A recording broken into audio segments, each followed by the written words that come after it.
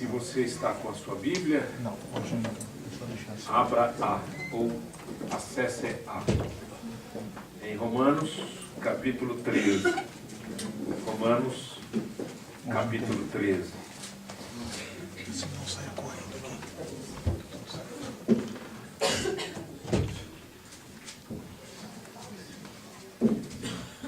Romanos, capítulo 13. Nós vamos ler versos 11 a 14. Romanos 13, 11 a 14. E digo isto a vós outros que conheceis o tempo. Já é hora de vos despertardes do sono, porque a nossa salvação está agora mais perto do que quando no princípio cremos. Vai alta a noite e vem chegando o dia. Deixemos, pois, as obras das trevas e revistamo-nos das armas da luz. Andemos dignamente, como em pleno dia, não em orgias e bebedices, não em impudicícias e dissoluções, mas em contendas, não em contendas e ciúmes, mas revesti-vos do Senhor Jesus Cristo e nada disponhais para a carne no tocante às suas concupiscências. Amém. Pai, a tua palavra. Eu creio na tua palavra, eu creio no poder da tua palavra. E eu creio, Senhor, que a tua palavra, ungida pelo Espírito Santo, se torna poder dentro de nós. Eu quero pedir a Deus que esta tarde, esta noite, seja, ó Deus, um tempo de revisão de vida, de revisão de nosso dia a dia, para a glória do teu nome. Que o Senhor nos ajude, ó Deus, a ouvirmos o que o teu Espírito diz à igreja, em nome de Jesus. Amém. Amém. No ano 380 e alguma coisa que eu esqueci, 383, 387, eu não me lembro exatamente. Não é que eu não me lembro, porque eu não estava vivo mesmo. Esqueci, de ter lido, né? Mas nesse período, um homem chamado Agostinho, já ouviram falar de Agostinho? É chamado também de Santo Agostinho, né? Ou Agostinho de Hipona. Agostinho foi criado como um cristão. Sua mãe era cristã, seu pai era um pagão, que se converteu no leito de morte. E Agostinho, ele foi criado como, foi crescendo e criado, sendo criado como um cristão, mas ele assumiu uma postura, junto com seus amigos, uma postura maniqueísta. O que é isso? É o entendimento de que existe o bem e o mal. E que o bom, o espírito é bom, mas a carne é ruim. É, na verdade, fruto do gnosticismo, que despreza a carne e simplesmente prioriza o espírito. O que isso gera? Gera uma vida hedonista, uma vida de prazeres carnais, gera uma vida de sem responsabilidade com aquilo que eu faço com o meu corpo através do meu corpo. Porque já que o importante é o meu espírito, o que eu faço via corpo não tem nada a ver. Tanto faz como não fez. Então ele viveu assim por um certo tempo, por um certo período, na sua mocidade, mas num determinado dia daquele ano, diz ele que ele ouviu uma voz de uma criança, dizendo para ele pegar o livro e ler. Pegar o livro e ler. E ele entendeu que era a Bíblia que ele tinha que abrir. E ele então procurou as Escrituras e leu esse texto, exatamente esse texto, ou talvez um pouco mais, mas diz ele que quando chegou nesse texto, andemos dignamente como em pleno dia, não em orgias e bebedices, não em pudicícias e dissoluções, mas não em contendas e ciúmes, mas revestidos do Senhor Jesus Cristo, e nada disponhais para a carne no tocante às suas concupiscências, que ele, então, reconheceu-se um pecador e pediu para ser batizado. E a partir dali a vida dele mudou, e ele passou então a grandes escritos e sermões, e ele foi um homem que desenvolveu a teologia cristã de uma forma incrível. Tanto é que depois, até hoje a gente fala dele, imagina a cena, né? Quer dizer, 300 e poucos depois de Cristo, século IV, né? Até o século XXI a gente continua falando até dos ensinos dele, da teologia, das confissões, o livro Confissões de Agostinho e assim por diante. Bem, esse texto, ele é um texto que nos abre o coração, abre entendimento para termos um relacionamento verdadeiro com Jesus. E eu quero traçar aqui alguns caminhos de entendimento desse texto. Primeira parte desse texto diz assim: e digo isto a vós outros que conheceis o tempo. Que tempo? Tempo é extremamente importante para ser visto, reconhecido e interpretado. Tempo é importante. Mas ele não está falando aqui desse tempo que nós chamamos de tempo. Nós chamamos de tempo o tempo cronometrado, o tempo de horas, minutos, dias e noites, etc. Ele está falando de um outro tempo. E eu quero chamar a sua atenção para dois tempos. O primeiro tempo é o tempo que a gente vive hoje, que é um tempo de destruição sistemática da ética e da moral, da família e da vida. É sistemática essa destruição. É uma luta do inferno juntando com as vontades humanas, porque o diabo não faz nada se os seres humanos não aceitarem a sua tentação. Porque a Bíblia diz que quem peca não é o diabo, quem peca somos nós. E nós pecamos por causa do nosso desejo.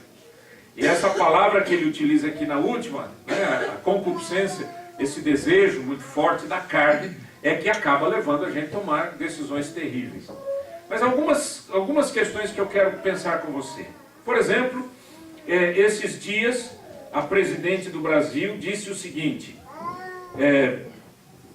se eu tenho que passar por um impeachment, os meus antecessores também deveriam passar pelo impeachment, porque o que eles fizeram eu também fiz, de forma legal.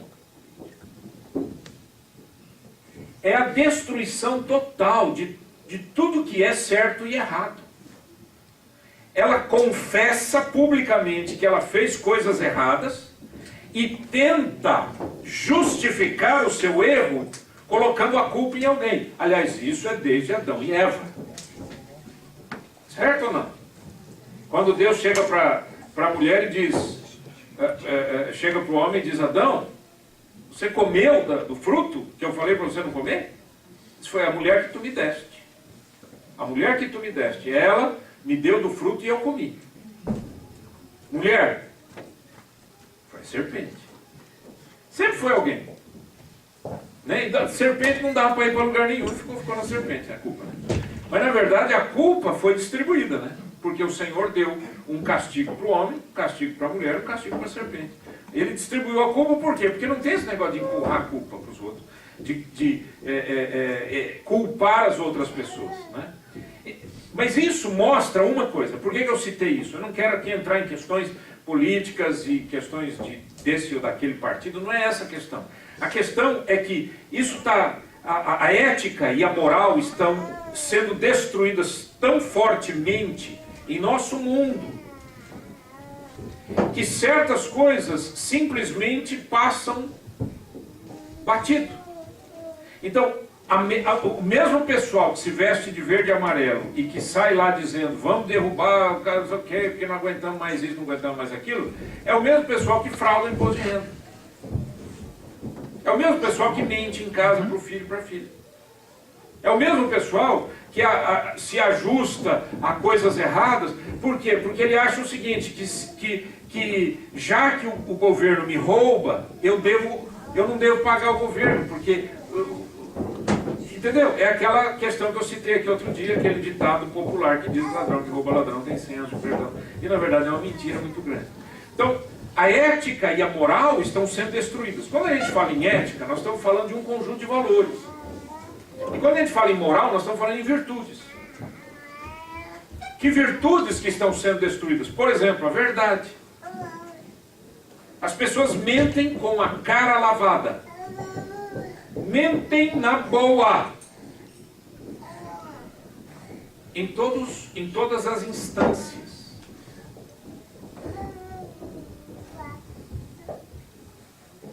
E não mente só no Brasil, mente aqui, mente na China, mente nos Estados Unidos, na França, mente em qualquer lugar. Porque o pecado ele não está circunscrito ou limitado geograficamente por nenhum tipo de nação, nem povo, nem cultura. Pecado é pecado. E o pecado não é pecado porque ele fez alguma coisa ruim. Ele é pecado porque ele simplesmente foi contrário à vontade de Deus. Aquilo que é contrário à vontade de Deus é pecado. Então presta atenção.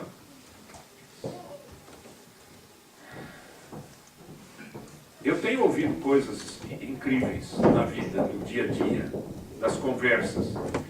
E é interessante como que as pessoas perderam a sensibilidade para aquilo que é pecado. Não sei se você tem percebido isso. Eu não estou me colocando como santarrão e nem como homem perfeito. Eu estou dizendo que as pessoas, eu estou falando do modo geral da sociedade, as pessoas perderam a sensibilidade sobre aquilo que é de Deus, aquilo que não é de Deus, aquilo que é certo, aquilo que é errado. Então é assim, a verdade é verdade desde que ela me beneficie. No momento em que ela não me beneficia mais, a verdade deixa de ser verdade. Ou eu passo a chamar mentira de verdade, ou eu passo a dissimular. É simples. É uma coisa horrorosa que está acontecendo na humanidade, gente. A gente vê em todo lugar, em todas as instâncias, sejam elas políticas, econômicas, religiosas, em qualquer área. Destruição da ética e da moral, e ela é sistemática, é uma programação sistemática da destruição da ética e da moral. Uma segunda questão, que para mim é muito forte também, é a destruição da vida. Sistematicamente através de 3 componentes: religião, dinheiro e poder. Religião por quê? Porque você tem pessoas matando em nome de Deus. Certo ou não? Eu não estou dizendo que Deus que é, se Deus está certo, se Deus está errado. Eu estou dizendo pessoas matando em nome de Deus. Pessoas que deveriam, né, aquelas mesmas pessoas que pregam o amor, o respeito, a bondade, a consideração. Né? Isso aconteceu ao longo dos séculos e continua acontecendo ainda hoje. Seja no islamismo mais radical, ou seja no cristianismo, ou seja no judaísmo, ou seja nas grandes religiões monoteístas, ou seja em qualquer outra religião, as pessoas de alguma maneira, não é, elas odeiam umas às outras, porque você crê diferente de mim, então você é um infiel, então você não merece viver, eu te mato para acabar com você, porque você é uma raça de infiel. Terrível, né? A religião, quando eu falo em religião, eu não estou falando em vida espiritual, vida de relacionamento íntimo com Deus. Eu não estou falando disso. Eu estou falando daquilo que foi institucionalizado pelos seres humanos. E a religião institucionalizada é um perigo, assim como é um perigo qualquer tipo de associação, qualquer tipo de grupo. A minha luta a vida inteira é não me amoldar aos componentes destruidores que a religião oferece. Parece loucura dizer isso, né? Você fala assim, você não é pastor, você não trabalha com uma instituição? Eu trabalho com uma instituição, exatamente por isso que eu sei como que muitas vezes dentro da instituição existem tantos componentes de morte quanto em outros lugares. É na igreja, muitas vezes, né, que você encontra radicalismo, que você encontra pessoas destruindo as vidas dos outros em nome de alguma coisa boa. Certo? Então eu chego para você e peço oração para você. Diga, irmão, ore por mim. Por alguma razão, XYZ. E você, em nome dessa liberdade que eu dei para você orar e desse pedido de oração, aí você começa a levar esse assunto para frente, levar para frente, e um vai falando para o outro, vai falando para o outro, vai falando para o outro, mas ao invés de se criar uma corrente de oração, se cria uma corrente de fofoca. E que muitas vezes é uma interpretação errônea daquilo que gerou o pedido de oração. Eu já contei aqui para vocês uma experiência de um pastor, eu não vou contar de novo, mas essa coisa assim, é igual aquela brincadeira de criança, telefone sem fio, né? Eu falo uma coisa e chega lá na outra ponta, é outra coisa completamente diferente. É dentro da igreja que muitas vezes a gente encontra aquilo que é mais destrutivo para o ser humano, que é a intolerância. É dentro da igreja que a gente encontra intolerância. As pessoas são intolerantes com os diferentes. Aí você vai dizer, pastor, pera um pouquinho, você está falando mal da igreja de Cristo? Não, eu estou falando da religião institucionalizada. Desculpem usar a palavra igreja. É que quando a gente usa a palavra igreja, muitas vezes a gente entende mais quando a gente fala religião. Parece que religião é uma coisa muito longe da gente. Eu estou falando daquilo que a gente faz, que a gente institucionaliza. E a nossa institucionalização, quando você empacota a fé, você mata a fé. Quando você empacota o amor, você mata o amor.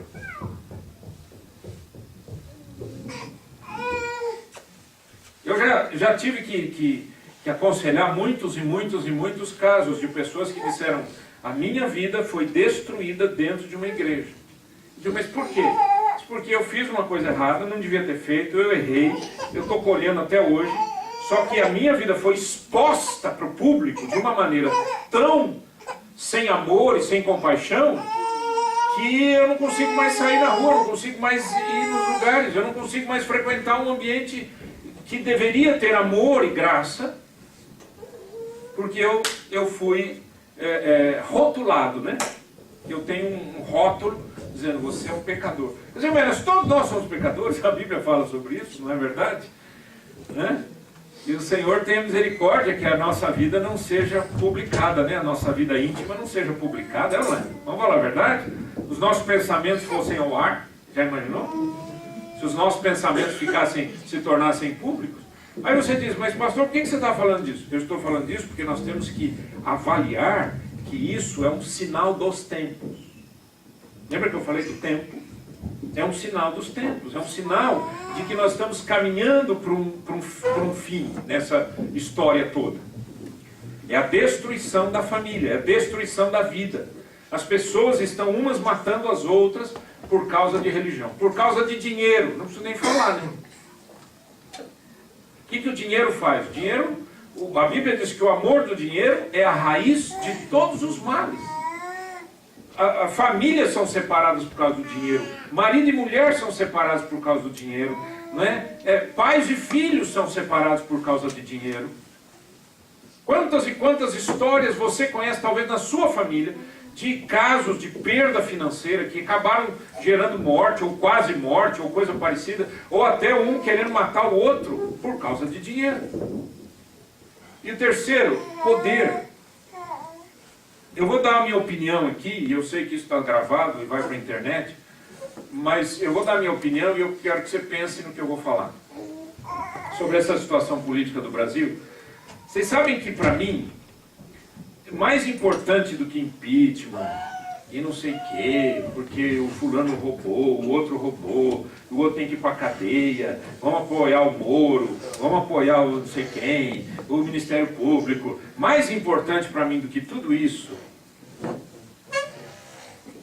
é a gente abrir os olhos para um estrago moral e ético feito no Brasil, que vai demorar pelo menos uns 50 anos para ser resolvido. Na educação. A educação, quando eu falo educação, eu estou falando de todas as áreas, desde o ensino fundamental até faculdade. A educação está apodrecida pelos princípios satânicos que foram distribuídos por esta filosofia satânica que está no Brasil.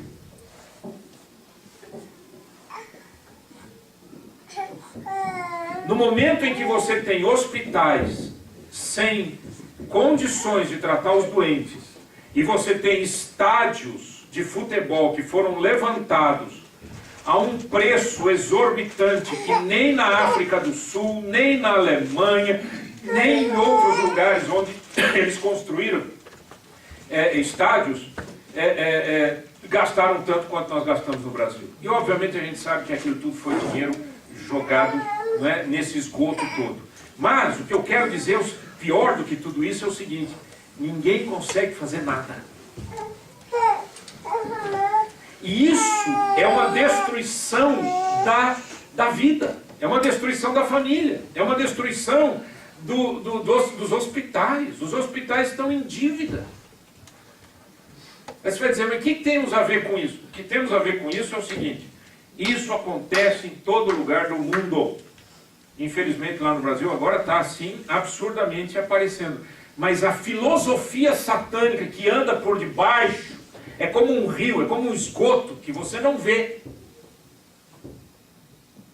A gente pode estar aqui bonitinho, cheirosinho dentro desse salão aqui, e aqui embaixo correr canos de esgoto imensos.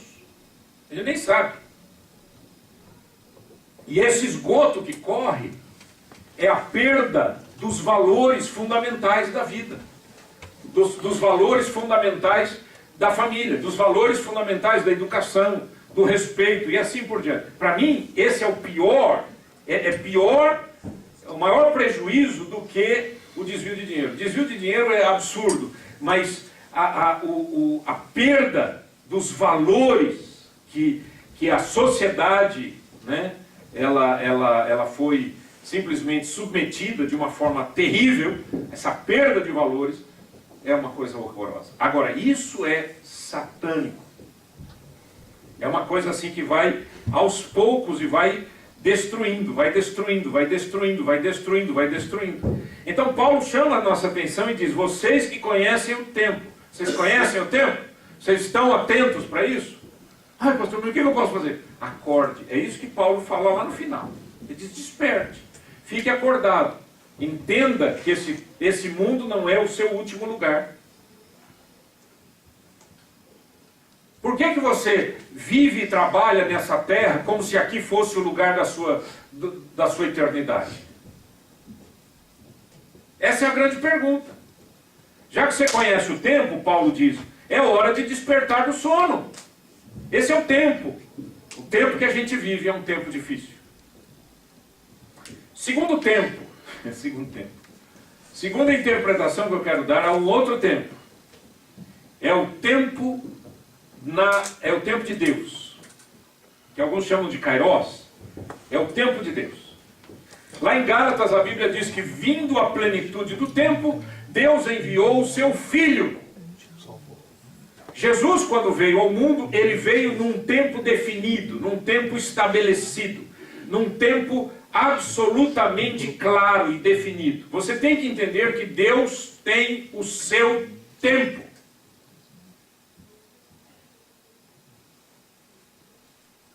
Certo ou não? E que esse tempo é tão importante que, como Jesus veio, ele morreu no tempo certo. Jesus morreu na Páscoa, gente. Ele morreu no tempo exato. Ele era para ser o Cordeiro de Deus que tira o pecado do mundo, e assim o fez. Ele ressuscitou no tempo exato. No Antigo Testamento tem vários textos que falam de segundo, terceiro dia, o terceiro dia. Ele subiu ao céu no tempo exato. Quando ele estava subindo ao céu, os discípulos olhando para cima. Gente, eu fico imaginando. Né? Imagine se você fosse um dos discípulos. E Jesus estava ali conversando com vocês e tal, e não sei o que, conversando com a gente, né? Aí daqui a pouco ele sobe. Começa a subir, gente. Não tem corda puxando, não é Circo do Soleil, não é nada. Está puxando o homem para lá, para cima. Você fica olhando assim, abobalhado. Aí nisso aparecem os anjos do lado dos discípulos e diz assim: por que vocês estão olhando para cima? Acho legal essa palavra. A resposta nossa seria, é por quê? Eu nunca vi ninguém voar, né? Ele está subindo. Mas, obviamente, a pergunta não tinha a ver com essa questão visível, né? Ele diz, este mesmo que subiu ao céu, há de voltar. Então, existe um tempo aqui, que é um tempo do já, e existe um tempo aqui, que é o tempo do ainda não. Já veio, mas ainda não veio. Já veio, cumpriu todas as coisas, morreu na cruz, ressuscitou e ainda não voltou, mas vai voltar. Esse tempo é o tempo que a maioria dos cristãos não está atento. É a volta de Jesus. Jesus está voltando e nós precisamos ficar atentos. Eu vou fazer uma pergunta para vocês. Quando Jesus voltar, o que vai acontecer com a sua casa? Você vai dizer assim, Jesus, minha casa, não dá para arrebatar ela junto? Não, né? E o seu carro? Né? E os bens todos? E os títulos todos? A Bíblia diz que vai ser num abrir e fechar de olhos. Agora, por favor, todo mundo comigo, piscando. Certo? Essa velocidade, o Senhor disse, num abrir e fechar de olhos, o Senhor Jesus virá e resgatará a sua igreja. Então imagine que a gente está agora aqui e que Jesus diz assim, tom, tempo, chegou o tempo, ok? Vou fazer essa pergunta para você agora, por favor, preste atenção, isso é importante, ok? E aí então, o arrebatamento, a Bíblia diz, sabe o que a palavra arrebatamento quer dizer? Arrancado com força. Isso significa que numa hora você está e na outra hora não existe mais nada. Então imagine a cena.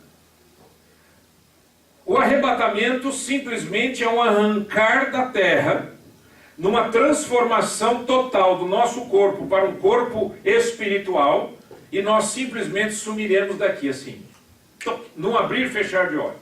Ok.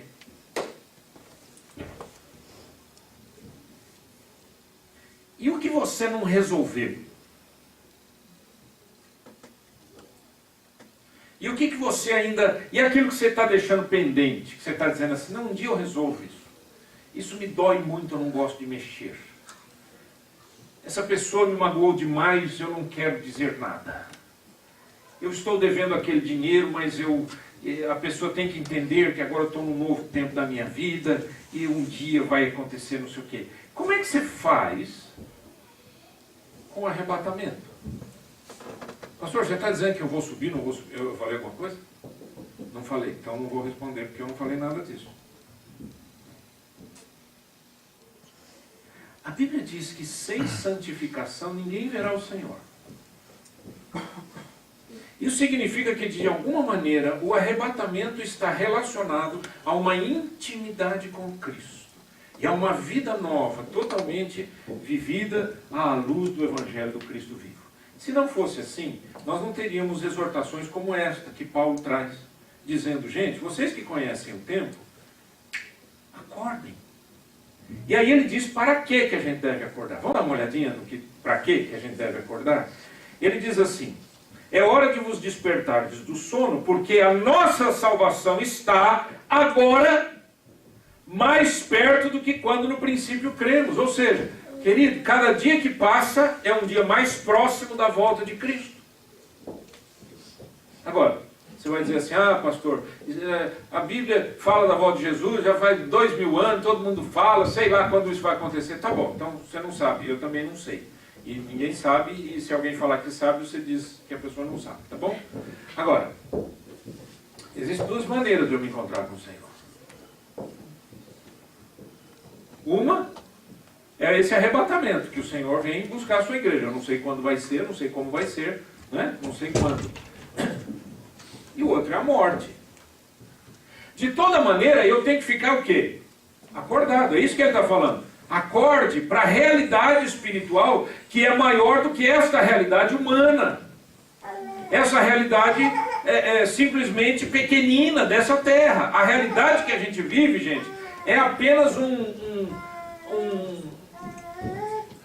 como chama? Como é que fala isso? Um flash, é apenas um fragmento da verdade por vir. Do céu, da presença do Senhor. Então ele diz assim, a nossa salvação está agora mais perto do que quando no princípio cremos. Vai alta a noite e vem chegando o dia. Noite e dia na Bíblia, em alguns momentos, ele é traduzido da seguinte maneira. A noite é o tempo da dor e o tempo do sofrimento. E o dia é o tempo da restauração e o tempo da renovação. Há um texto no livro de Isaías que diz, guarda, a que horas estamos da noite? E o guarda responde, o dia está chegando, mas vem outra noite também. Quer dizer, sempre vem um dia e uma noite, um dia e uma noite. Mas na volta de Cristo, essa noite vai terminar e vai começar um dia que não vai mais terminar. Louvado seja o nome do Senhor. Por isso que a Bíblia diz que no céu, a gente não precisa de sol. Porque o Senhor é a glória do céu. O Deus eterno é a glória do céu. Agora, a noite é tanto sinônimo de sofrimento, quer dizer, enquanto eu estou sofrendo, eu preciso do dia, né? Se você já sofreu à noite por alguma coisa, dor de cabeça, dor de dente, dor de qualquer coisa, que você teve que passar a noite às vezes no hospital, você vai entender o que eu estou dizendo. Parece que a noite é mais comprida do que o dia, não é? Parece que nunca vai acabar aquilo, gente. É um sofrimento horrível, né? Aí quando vem o dia, a gente até, né, o raio de sol e tal. Mas a noite também representa uma outra coisa na Bíblia. A noite representa aquilo que é feito escondido. A Bíblia diz que as pessoas que pecam, pecam de noite. Não que seja necessariamente a noite dos horários, certo? Depois das 6. Pecam quando as coisas estão escuras, ocultas, quando eu posso fazer alguma coisa escondida. E Paulo está dizendo, acorde, abra os seus olhos. Preste atenção, isso está errado. Vai alta a noite e vem chegando o dia. Deixemos, pois, então ele está falando da noite como um tempo de pecado. Ele diz, deixemos, pois, as obras das trevas e revistamo-nos das armas da luz. Abra sua Bíblia em Efésios, capítulo 5. Efésios, capítulo 5. Versículo 3 diz assim. Vamos ler a partir do versículo 1, que é muito forte isso aqui. Diz assim, Efésios 5, 1. Veja que vocês abrem lá, diz assim. Sede, pois, imitadores de Deus como filhos amados, e andai em amor, como também Cristo nos amou e se entregou a si mesmo por nós, como oferta e sacrifício a Deus em aroma suave. Aí ele diz, mas a impudicícia, presta atenção aqui, ó. Impudicícia é uma palavra grega, quer dizer, foi traduzida como impudicícia, é uma palavra grega, que quer dizer coisas relacionadas ao sexo. Prostituição, adultério, perversões, tudo é esse raio dessa impudicícia aqui, tá certo? Agora, presta atenção. Paulo está escrevendo para a igreja.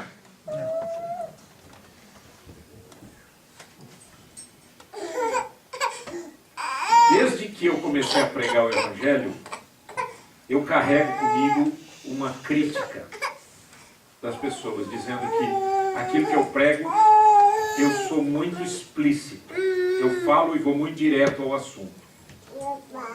Sempre fui criticado. Sempre fui. Sempre. Todos os anos de ministério. Quem critica, para mim, não lê a Bíblia. Porque eu estou lendo uma carta do apóstolo Paulo para a igreja aos Efésios, que diz assim, irmãos, Abandonem a impudicícia. Espera-se que tenha impudicícia na igreja, gente? Espera-se que numa igreja se viva perversões sexuais? Claro que não! Então, por que ele fala? Porque ele está falando para os seres humanos, gente. Que nós somos seres humanos. E na nossa humanidade, a tentação está aí, não está? Está rodando para cá, rodando para lá, né? E tem gente que vai deixando, é igual barco, como a gente chama, barco à deriva, né? Barco à deriva é o barco que não está nem amarrado e nem está navegando. Ele está lá, assim, o vento bate e vai para lá, bate para cá. Aí ele fica batendo no porto, né? Ou entra água, ele está perdido. Tem gente que vive assim, não consegue viver uma vida, como a Bíblia chama de diligente. Uma vida diligente. Então ele diz, a impudicícia e toda sorte de impurezas, ele afunda a faca no peito. E quando ele diz assim, tudo aquilo que é relacionado a sexo e perversões sexuais, e tudo aquilo que é porneia. A palavra grega que ele usa aqui para impureza. Porneia, sabe o que é?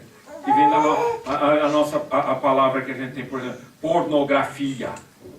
Porno isso, porno aquilo. É daqui, vem dessa palavra. Então veja como é forte isso. Agora, Paulo está falando com a igreja. Ele não está falando com o mundo. Agora, por que ele está falando isso para a igreja? Por uma razão muito importante. Ele quer que a igreja seja preparada, biblicamente falando, como uma virgem pura para o Cristo vivo, que é o marido, que vem buscar a sua igreja. A Bíblia não fala isso? A Bíblia não fala, não conta, por exemplo, o Senhor Jesus não contou a parábola das 10 virgens? E ele falou que as 10 virgens estavam aguardando e tal, não sei o quê. Essas virgens eram a representação do quê? Representação daquela noiva que aguarda o esposo. Por isso ela é virgem. Esse é um princípio espiritual.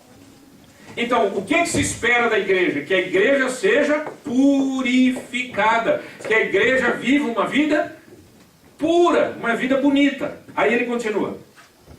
Então, essas coisas nem sequer se nomeiem entre vós, como convém a santos. Então ele diz, os santos nem conversam sobre essas coisas. Aí ele diz, nem conversação torpe. O que é conversação torpe? Vazia. Conversação sem sentido, sem uma conversa que vai edificar o coração de ninguém. Nem palavras vãs ou chocarrices, que são essas atitudes maliciosas. Nem coisas essas inconvenientes, antes pelo contrário, ações de graças. Sabei, pois, isto, nenhum incontinente. O que é incontinente? É uma pessoa que não consegue se dominar. Por isso que a gente chama de incontinência urinária. O que é isso? A pessoa não consegue se dominar. Incontinência sexual. A pessoa não consegue se dominar. Incontinente, ou impuro, ou avarento. Interessante, né? Eu acho interessante que Paulo explica para a gente que pecado não tem nem tamanho e nem categoria. Então ele coloca no mesmo pé de igualdade os pecados sexuais com a avareza, né?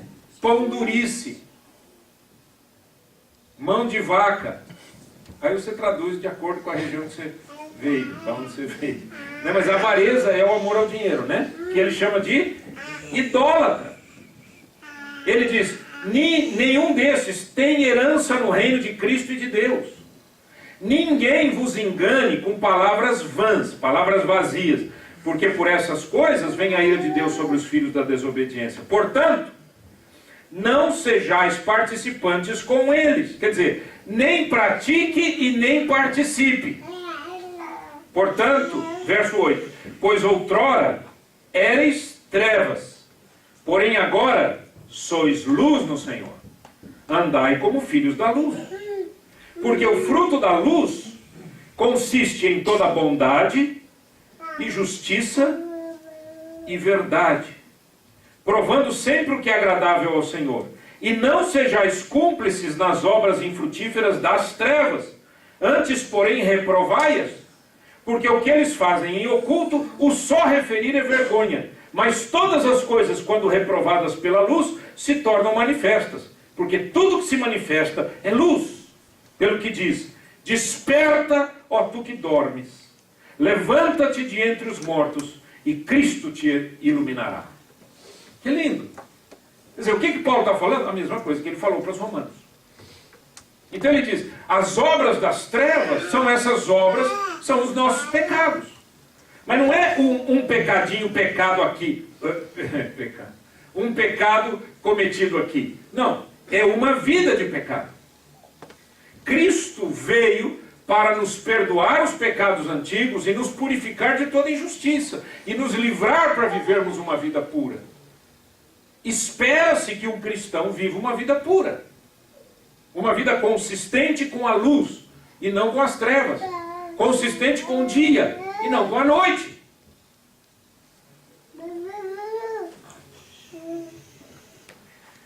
Eu trabalhei lá no Brasil vários anos, e agora nos últimos anos também mais intensamente, com um número muito grande de homens, ministério de homens. A quantidade de homens cristãos que têm problemas com pornografia é enorme. E hoje está piorando tanto que isso está virando coisa de mulher também. Pornografia pela internet, pornografia de filmes, pornografia... Tem casais que não conseguem viver uma vida íntima, sexual, se não assistir um filme pornográfico. Ah, isso aqui é para apimentar. Ah, isso aqui é para dar uma ajeitada. E Paulo diz, isso é impudicícia. Isso é impureza. Vamos voltar para aquele texto? Paulo diz, você conhece o tempo? O tempo está chegando. E se quando Jesus vier, não der tempo para você se arrepender, o que você vai fazer? Ah, pastor, eu aprendi que uma vez salvo, salvo para sempre. Eu também creio assim. Com uma vírgula. Eu sou salvo por causa da graça de Jesus, mas eu não posso abandonar o Senhor Jesus. Ele nunca vai me abandonar, mas eu posso abandonar. É o que a gente chama de apostasia. Hebreus capítulo 6, é só ler lá. Aqueles que foram iluminados e caíram. Diz a Bíblia, é impossível recuperá-los. Porque é isso que o pecado faz. Ele mata, ele destrói. Destrói a mente, destrói a sensibilidade, destrói os sentimentos.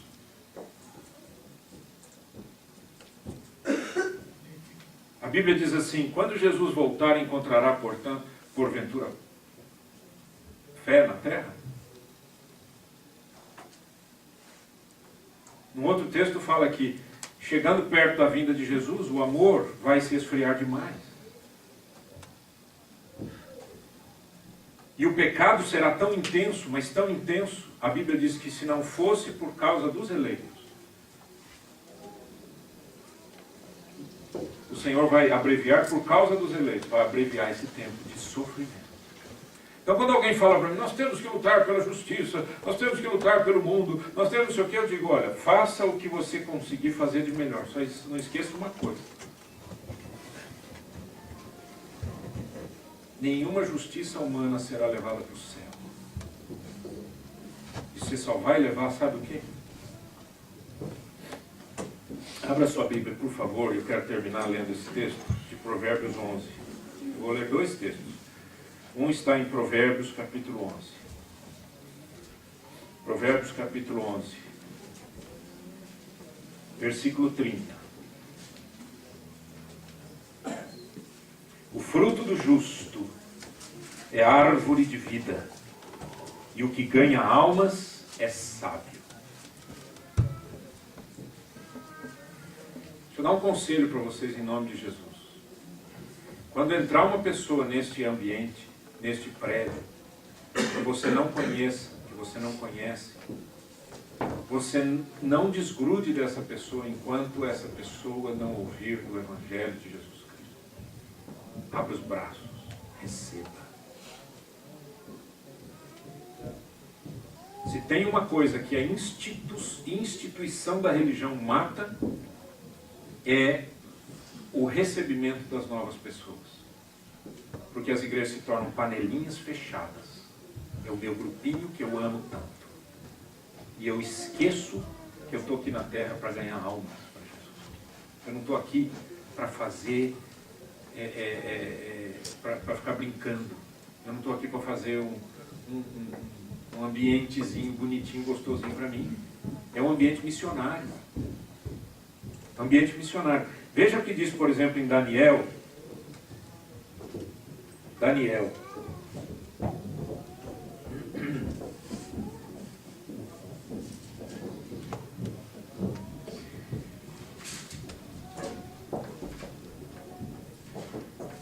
Veja lá comigo. Daniel capítulo 12, o último capítulo.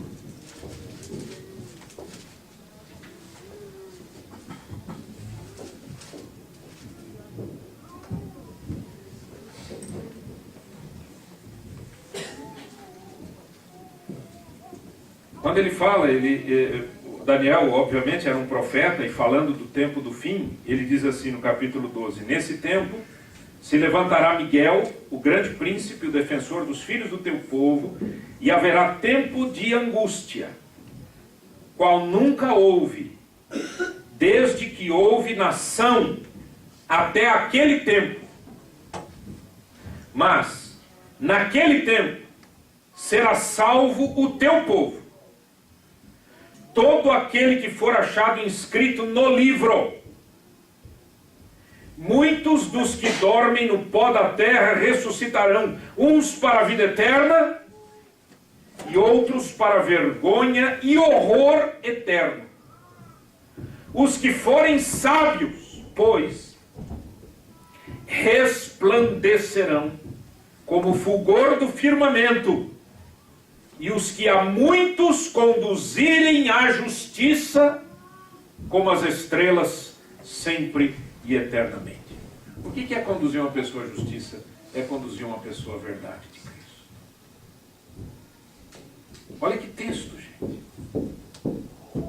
Então, eu não quero ser um profeta da desgraça, mas eu tenho que te falar aquilo que a Bíblia diz. Os tempos vão ficar piores. Aquilo que você tanto acha que é sua esperança nessa terra, não é esperança. A nossa esperança está em Cristo. Paulo disse, a nossa pátria está onde? Nos céus. De onde virá o Salvador? Cristo Jesus, o nosso Senhor. Ele vem do céu. Ele mora no céu. E Ele quer me levar para lá. João capítulo 14 diz, eu vou, mas eu vou preparar lugar para vocês. E quando eu for, voltarei, para que onde eu estou estejais vós também. Jesus está voltando. E você está discernindo o tempo? Você está discernindo o tempo da volta de Cristo? O tempo que as Escrituras ensinam? Pastor, o que eu faço durante esse tempo? Então vamos voltar para aquele dia da ascensão de Jesus. Lembra? Os anjos ali, os discípulos olhando para cima, e os anjos disseram, por que estáis olhando para cima? Este que subiu, há de voltar do modo como o viste subir. Então ele não vai voltar nascendo de uma virgem. Ele virá como subiu. Como é que ele subiu? Em glória, em poder. Como é que ele desce? Em glória e poder. E o que a gente faz entre o já, Cristo já veio, morreu, ressuscitou, e o ainda não, ele ainda não voltou? O que a gente faz? Atos 1:8. Mas recebereis poder ao descer sobre vós o Espírito Santo, e sereis minhas testemunhas, tanto em Jerusalém como em toda a Judéia, Samaria e até os confins da terra. O que Deus está esperando que eu faça no interregno? Missões. Que eu fale de Cristo, que eu ganhe vidas para Cristo. Se você veio para o Canadá achando que aqui era o céu, eu acho que você já inteligentemente chegou à conclusão que você não chegou no céu ainda. Que nenhum lugar do mundo é o céu, né? Mas você veio para ser bênção nessa terra para milhares e milhares de pessoas que não conhecem a Cristo. E tem gente que a gente cruza na rua que nunca ouviu falar de Jesus. por isso que nós estamos aqui. E é por isso que nós estamos aqui. Então, como disse Paulo, acorde. Você já viu que para a gente sonhar a gente deita e dorme? Hã? Aí você acorda e fala, ai, que sonho interessante que eu tive, ai, que pena que eu acordei. Hã? Acordou para a realidade, filho, porque o sonho ficou lá, guardado em algumas horinhas de sono. A realidade é outra vida, é outra história. E aqui Paulo diz, viva os frutos da luz, e não das trevas, nem da noite, mas do dia. Vamos orar.